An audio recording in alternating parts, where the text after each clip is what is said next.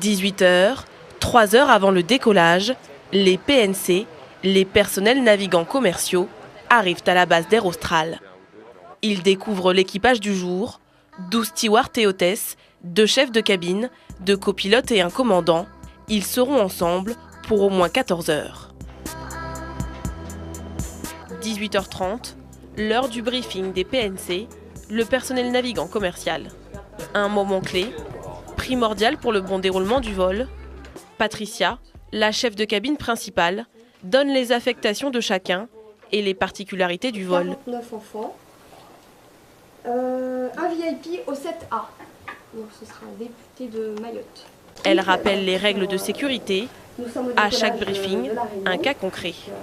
L'avion s'élance sur la piste et juste avant V1, on a un coup de frein qui est assez marqué puisqu'on est juste avant V1. Donc, quelles seront vos réactions? Annonce, mesdames, messieurs, nous venons d'avoir un incident technique. Veuillez rester assis et attachés. Le commandant, monsieur Baron, vous voudra informer de la suite, voilà, etc. Sébastien, le second chef de cabine, prend le relais pour la partie commerciale. N'oubliez pas de demander aux passagers s'ils savent utiliser leur système vidéo et leur siège. Toujours valoriser votre produit, présentation de l'étiquette du passager. Et puis, monsieur, désirez-vous en bord de rouge, on peut vous proposer un marquis d'Alban en merlot, mais jamais vous désirez du vin rouge, du vin blanc, un petit peu de classe, ok? Je compte sur vous là-dessus, sur votre professionnalisme. Des passagers choyés et satisfaits, ce sont des clients qui reviendront et pourquoi pas, qui dépenseront immédiatement. Les ventes hors taxes qu'on fera après le premier service. Ça c'est pareil, c'est un service qu'on doit aux passagers. Vente hors taxes, Air Austral, ok. Donc je ferai l'annonce. Dans la salle voisine, le commandant et ses 2 copilotes, eux aussi, préparent leur vol. Certains pilotes passent même par la salle des PNC. Il est prévu un peu de turbulence au départ, 1 heure après le vol. Donc ça va vous gêner parce que ça va intervenir probablement pendant le service. Et après le service, vous aurez une petite secousse avant de dormir. Donc 3 heures après le départ, il y a une zone de turbulence, c'est sur l'Éthiopie, donc c'est classique. 19 h, l'heure de rejoindre la navette qui les emmène à l'aéroport. Comme à chaque fois, il faut quitter femme et enfants pour plusieurs jours. Pas d'attente pour les PNC, ils enregistrent directement leurs bagages. Là, on va passer les filtres et on enchaîne directement toutes les checks derrière. Donc il n'y a pas de temps mort. Une fois qu'on a commencé le briefing, ça s'enchaîne et jusqu'au décollage. Pas de caméra au-delà du SAS Police, mais une certitude, les règles de sécurité sont les mêmes pour les passagers et le personnel navigant. 20 h, 1 heure avant le décollage, les PNC s'affairent. Pas une minute à perdre, l'appareil doit être prêt avant l'arrivée des premiers passagers. Est-ce que vous pouvez me donner votre OK pour le nettoyage en cabine, s'il vous plaît? À ce stade, aucun retard n'est accepté. Alors ils doivent en fait vérifier que la cabine soit bien propre et moi je dois donner le OK du nettoyage au personnel de cabine pour qu'ils puissent descendre de l'avion. Sinon, s'il manque des petites choses, ils vont aller rectifier de suite.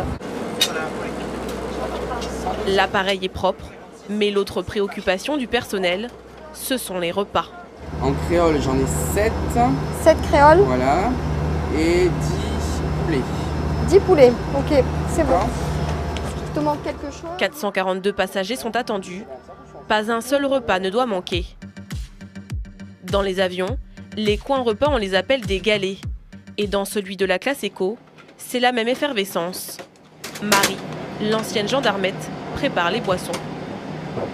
On doit tout faire, on doit prendre les berceuses, donc ça c'est pour le chaud, on doit préparer les bacs pour l'alcool, les bacs pour les boissons, voilà, on doit tout faire, tout vérifier pour qu'il y ait tout avant bien sûr que l'avion parte, parce qu'après s'il manque quelque chose, c'est trop tard.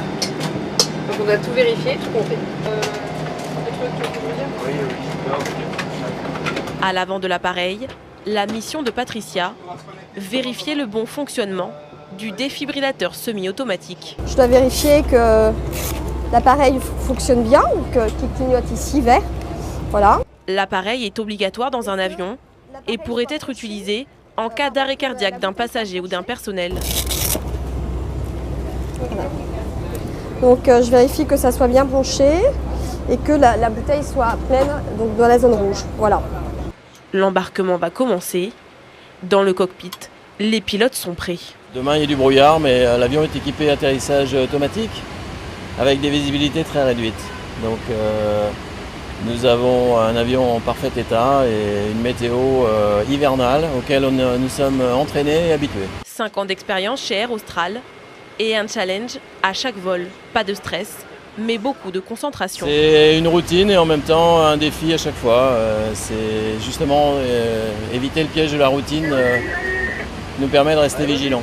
C'est quelque chose que nous connaissons bien, sans pour autant s'enfermer dans des automatismes qui risquent de nous amener là où on ne veut pas aller.